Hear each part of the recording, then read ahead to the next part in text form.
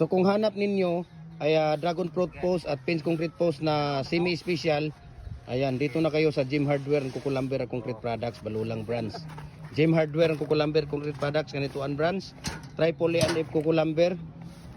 Molder natin, we can ship nationwide, Luzon, Visayas, Mindanao. Tested and proven na po yung ating pins concrete post o dragon fruit post. Ayan, makikita ninyo, di ba? So napakabilis lang, napakasimple lang, no? Message nyo ako, share ko sa inyo ang price list sa shipping details dito. Molder natin, we can ship nationwide, Luzon, Visayas, Mindanao. Kahit saan sulok magkaya ng mundo, kaya abutin ng ating cargo. Ating pins concrete post natin, dragon fruit post natin, 6 feet natin, 200, 7 feet natin, 230.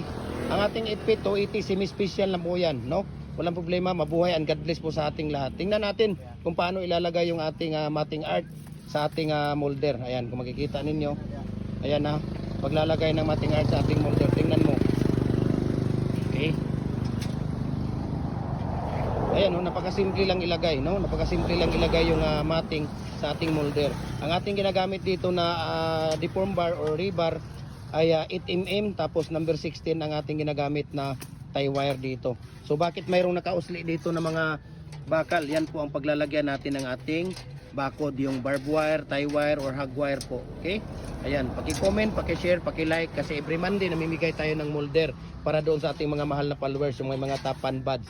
Para po kayo magkaroon ng top fan buds, dapat mag-share kayo, mag-comment at mag-react sa ating mga video.